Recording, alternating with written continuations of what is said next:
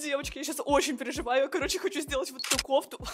Вот эту кофту своими руками. Я забрала вот это с Валбереса, хоть и выгляжу ужасно и болею, но хочу вместе с вами сейчас это сделать. Для начала нам понадобится кофта с открытыми плечами. Я взяла из Твое за 500 рублей, она сама по себе даже очень красивая. С этим мехом я повозилась, но нашла плюс-минус похоже. Самое необычное, все мы будем это клеить на клей для ткани. Как раз из-за этого я очень и переживала. Ну что, момент X, наносим клей по всей поверхности меха и аккуратненько прислоняем к нашей кофточке. На этом моменте я жестко переживала. Тупо заплакала, когда увидела, что у меня получилось. Не могла сдержать эмоции. Но скажу вам честно, со второй стороны у меня не особо получилось приклеить, поэтому решила оставить уже так. Я не знаю, как вы, но я в ахуе. У меня получилось.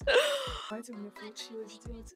Какая она красивая. Я это сделала за минут там 15 дома сама. Такую вещь просто в магазинах не достать, а тут можно такое сделать дома.